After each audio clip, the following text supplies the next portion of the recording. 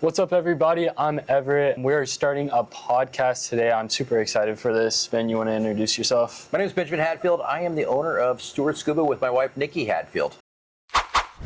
So what made you get into diving, Ben? So I got certified originally in college. I was at Arizona State, and life was good, and I needed something else to do. So I decided to take a class on scuba diving.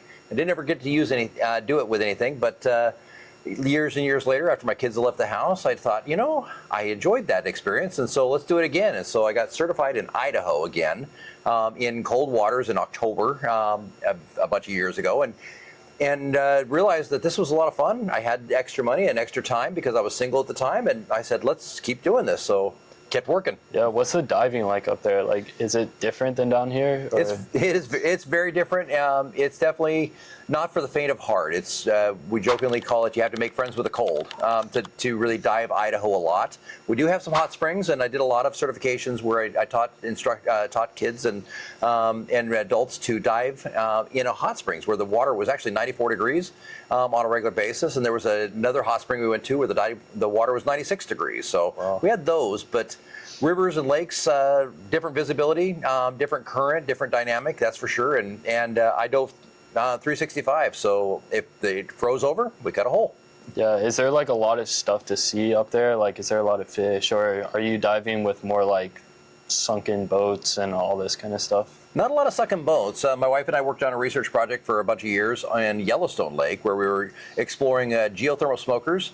Cool. And that were active in the Yellowstone Lake. Yellowstone Lake is a really big lake. It's 136 square miles, right? And on the west side of the lake, we were photographing and mapping something called spires, and they were extinct and dormant geothermals that had turned into like stalagmites upside down. That's really cool. And it was really neat. And so we mapped and photographed those for years. So, but not a lot of fish.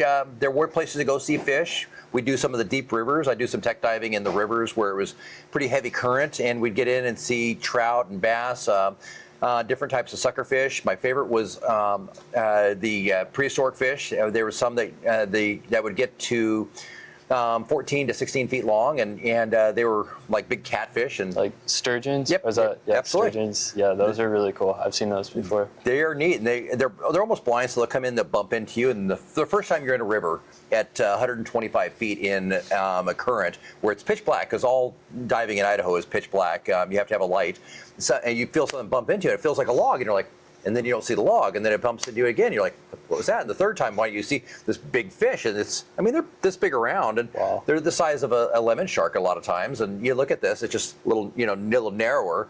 You're like, oh, it's a sturgeon. So a lot of good times. Yeah, I feel like that would be like kind of something scary. Like you can't see very much, and then like it just bumps into you, and you look, and then you see a giant fish. Like it's definitely disconcerting at the first time. If you're going down looking for it, you kind of understand that that's what you're dealing with, right? And that's what you're kind of looking for. But the first time you find one, you're like, oh my goodness, it's definitely quite the experience. Yeah. So what made you end up coming down to Florida? Like, is it the diving's better down here, or the diving is fantastic here? What the secret to that really was is my daughter lived here, and she'd gotten a job working here in college, and then she ended up working for a company called SDI, which is an international certification agency based here in Stuart, Florida.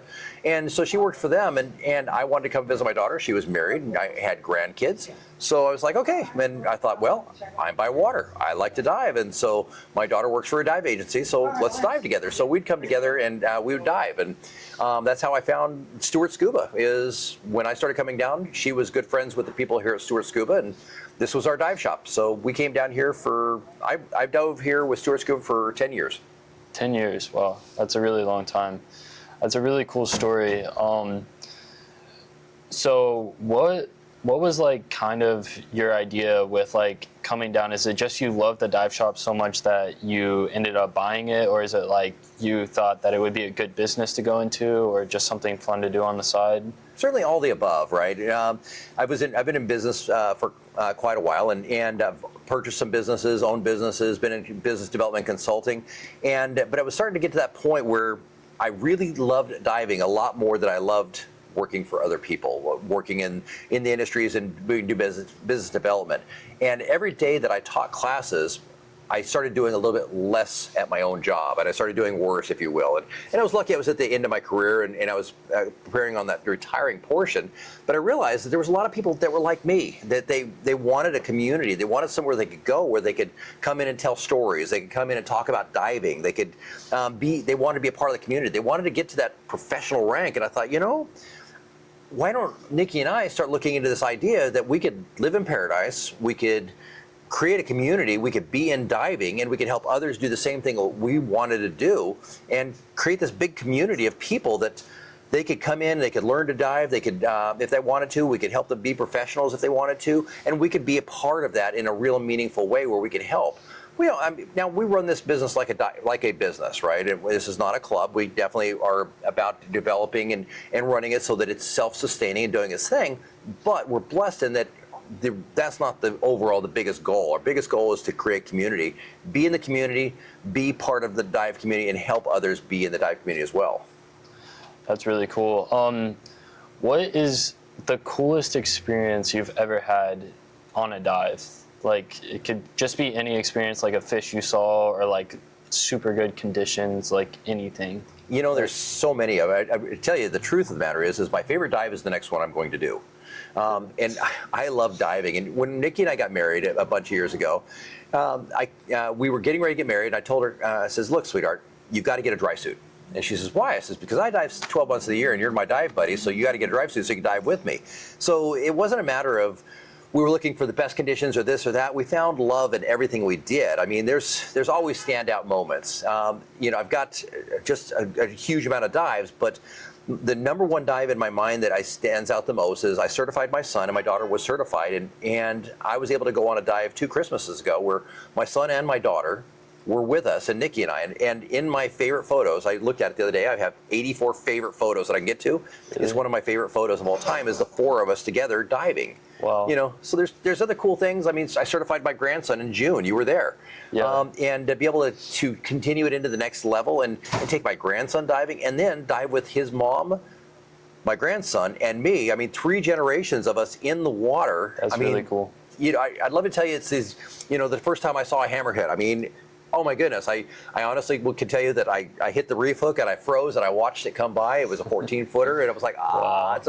That was cool. But my favorite moments are diving with my family and my kids and my wife. Those are the things that stand out more to me, to be honest with you. Wow, that's really cool. Well, I want to thank you guys for watching our very first podcast. We were super excited to do this. Hopefully, we're going to be making videos every single week. So stay tuned. Make sure you guys like and subscribe. See you guys later. Thank you.